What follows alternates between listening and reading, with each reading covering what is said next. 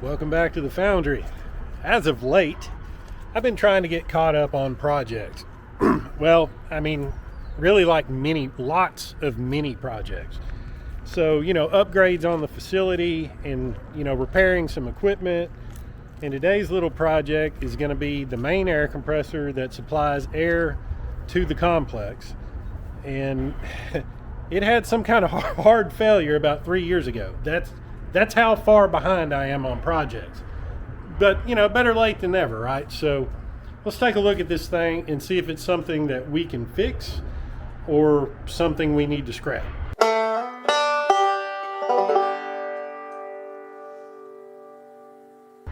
Ellie's been over here checking it out for me. So what we've got here is a 60-gallon Husky Pro air compressor. And I bought this thing new probably in late 2006, early 2007. And whatever the outcome, I'd say I've gotten my money's worth out of this thing. I paid $400 for this brand new, and I think it was on sale. I think I got it for like $50 off. But all good things must come to an end, and this thing bit the bullet at least 3 years ago, maybe longer. My conception of time, if I'm thinking it was like 2 years ago, it was probably 4 years ago. It's been a while. But I got to look at it and see exactly what's wrong and see if it's something that I can fix or if we're going to throw it in the scrap pile. The oil is nice and clean. I always kept good oil in this thing. I kept good air filters in this thing. What it did was I was in the shop working 150 in a building 150 feet that way. This supplies air to the whole facility. I got a 60-gallon reservoir, which you might think is kind of undersized for a facility this large. But by the time you add all the 1-inch air line, there's probably 200 feet of that with the drops and everything else. It's probably really about probably an 80-gallon capacity all told. But I never had any problem. It cycles the way it should. It doesn't just sit there and run all day trying to keep up. It keeps up fine.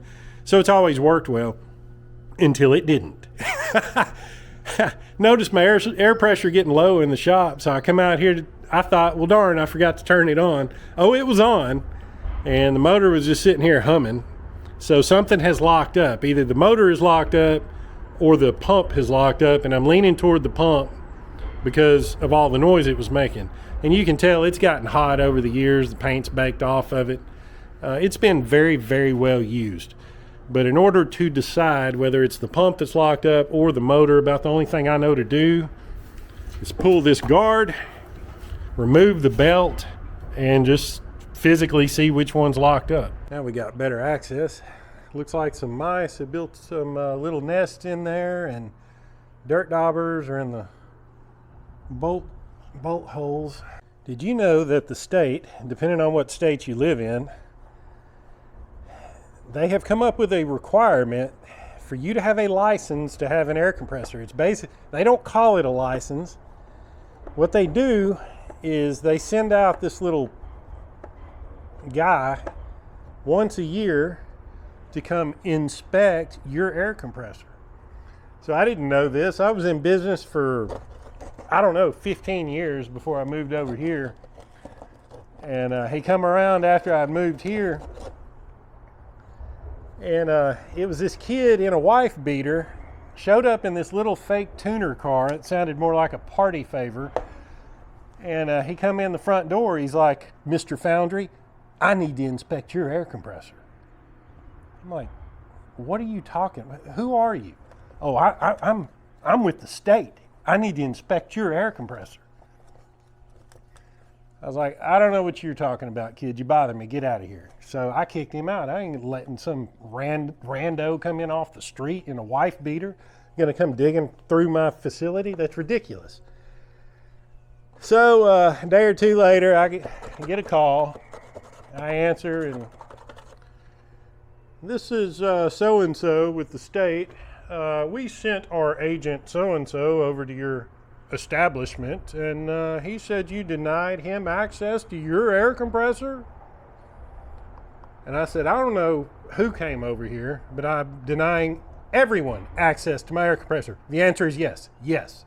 Nobody's getting access. "Well, Mr. Foundry, that poses a problem." I said, "First of all, how do you even know I have one? I never said I had an air compressor." "Well, they were going off the records of the business that was here for 100 years before I was. And they just assumed, I guess. So anyway, long story short, they claim it's for safety. And what it amounts to is it's for money, just like anything else. So this isn't what I was expecting at all. It would seem that nothing is locked up. In fact, the compressor feels pretty healthy. Now it's possible that we have a motor issue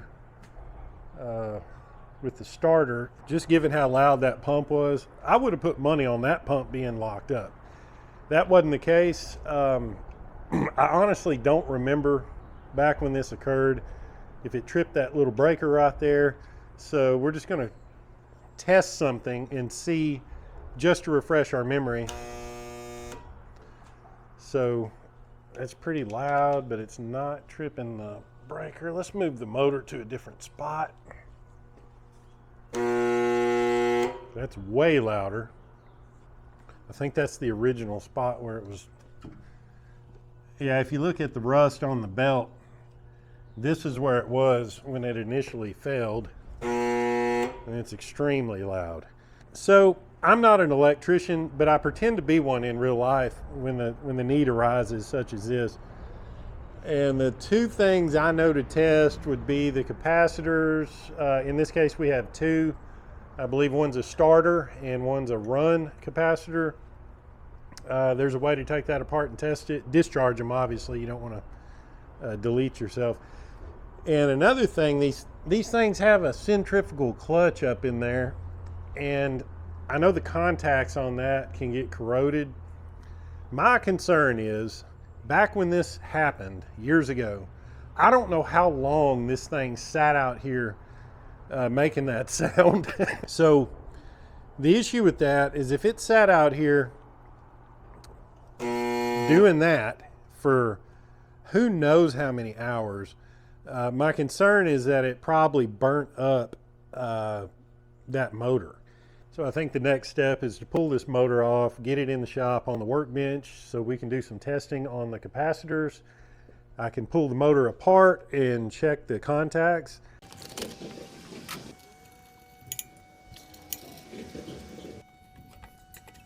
And if you guys didn't believe me, there's the original price I paid for it. See if there's a date. Oh yeah, February 9th, 2007 is when this tag was put on there. So yeah, I guess I bought it in early 2007. Still has the little security thing on it for some reason. No, it's not hot. I did pay for this. I remember quite well paying for it. All right, in the clean room, I'm going to start by testing the capacitors.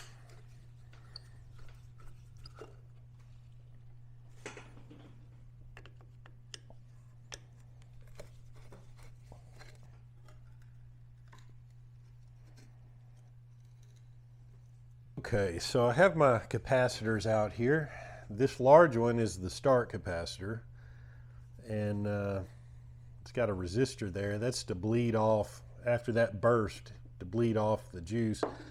The smaller one's the run capacitor, and they each have a rating on them. It's a microfarad rating, from what I understand, as a Juilliard trained electrician. So this one is 20 plus or minus 6%. So I have my meter set on microfarads. So we're just going to take a reading here. By the way, I did discharge these, so, and I'm showing 19.7. So I believe our run capacitor is good according to this reading. Now we'll check the start capacitor, and the reading on the, or the range on this one is 161 to 193. So we should be somewhere in that range if it's good. Around 475. That's insane. What'd this say? 161 to 193. So yeah, 475 is a little bit out there. Just looking for leakage or corrosion. There is a good bit of corrosion on one side. I'm looking for like a white powder type substance, because this, I believe, is a dry capacitor, and I think they can blow, and there's something going on in here. It's a powdery substance. These are inexpensive. I'm just going to order one and replace it and see if that's not the trouble. But like I said, these are inexpensive. I don't know, like 10 or 15 bucks. So I'm just going to get a new one, and put on it and go from there. Got our new capacitor in. Let's check it out and make sure it's the right one. Yeah, let's just...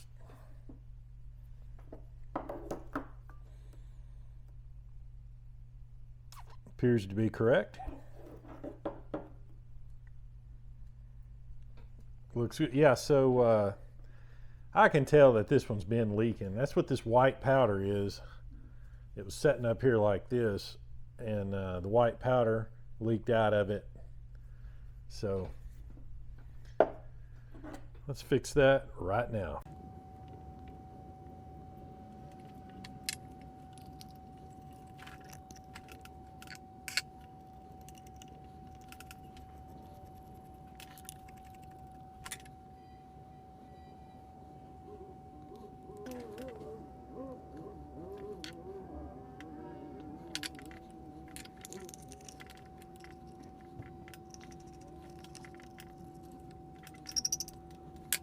All right, we got it back together.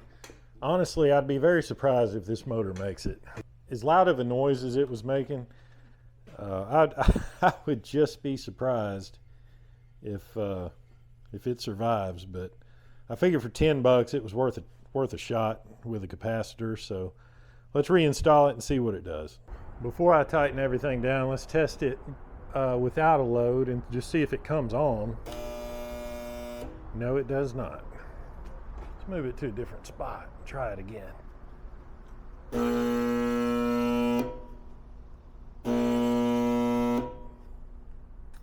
No. I was thinking if it was having trouble, if that new capacitor we got was bad, being how it's the start capacitor, you can usually crank it up, spin it by hand, and it'll go ahead and fire up. That doesn't seem to be the case. Our centrifugal clutch is moving. So let's pull this off. Let's pull this motor apart and see if there's something going on with the contacts in here, or if we can see some visible damage to some other components. If it's just the contacts needing to be cleaned, not a big deal at all. If it's the rest of the motor, then this is a boat anchor as far as I'm concerned, and we'll go pick up a new motor.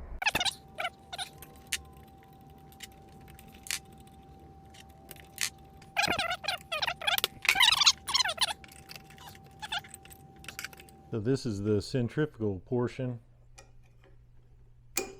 and as this phenolic piece, some type of composite, I don't know what it's made of, but it comes out. This is the actual contact right there. It comes out and hits this arm, boonk, like that, makes contact. But the actual contacts is just like a points ignition on an old car.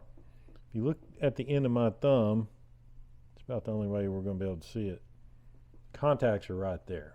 So they've got a little bit of minor corrosion, but I don't think it's anything that would render it non-functional.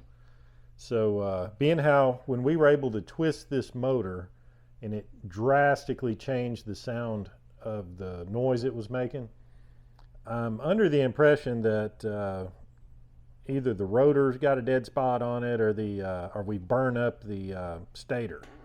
It's about the only thing that I can think, because again, I don't know how long that thing sat out there humming before the breaker actually popped at its initial failure.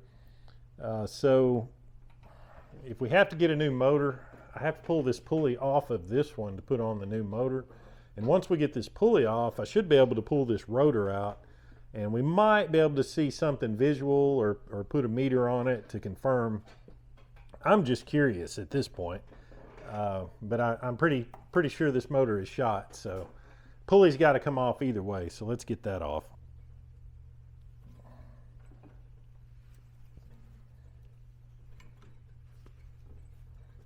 Would have preferred to use a 3-job, but I didn't feel like digging around in my giant box of pullers all day looking for the right size, so I just grabbed this one. It seems to be working good. There we go. Ooh. So we're just going to try to take the back part of the motor out, like so.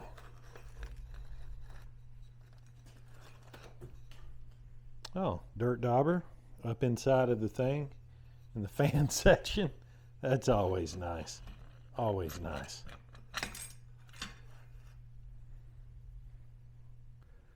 Well, there's no visible damage that I can see, but oftentimes that's the case. You really need to test these. At this point, it's moot because if it's shot, it's shot. I'm not going to rebuild that motor. So the new ones are too inexpensive to fool with trying to rebuild one of these. So now I just have to source a new motor that's the appropriate voltage, RPM, etc. Motor came in. I went with Vivor. I don't know if that's how you say that, but this is what Home Depot deals with, and that's where I bought the air compressor. I was going to just run down Harbor Freight and grab one, but this was only $125. The comparable motor at Harbor Freight was $229, I think. You know, you figure tax and you're approaching $250. So I thought it was a pretty good buy. They don't, Home Depot doesn't carry the original A.O. Smith Sentry. I got online and the A.O. Smith Sentries were, I don't know, something crazy like $400. So I'm going to pull this thing out of here and get it up there where we can take a look at it. All right, we're wired in. Breaker's on. Let's turn it on and see what we got. Nice and quiet. No excessive noise or vibration. I don't even have the mount tight because I haven't put the belt on yet. It's not getting hot. I want to shut it off and see which way that's rotating. It's going too fast to tell at the moment.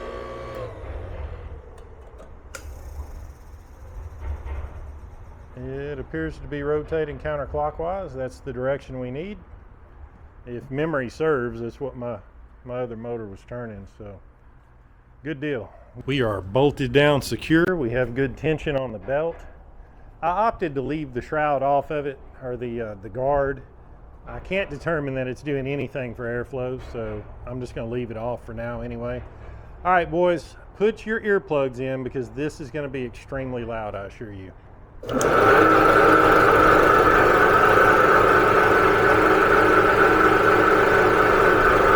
real test is going to be when we get up near 120 psi. It'll be at maximum load. Motor's running nice and cool. That old belt is stiff. That's why it's doing this. It'll limber up. It's just been sitting in the same position for the last 3 or 4 years.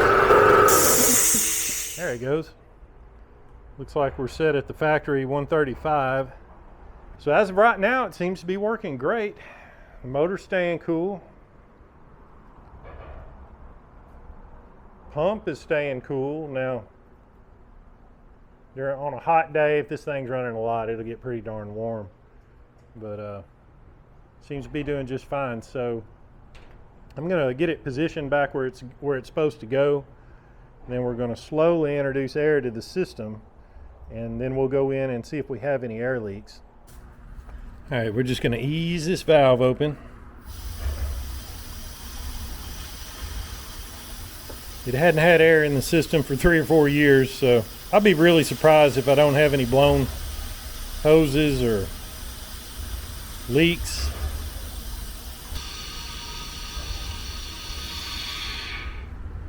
I only found one leak in the whole system, and that is in the clean room. Now the hose is run up through the attic, which there is no attic. You got about 6 or 8 inches of space between this drop ceiling and the roof.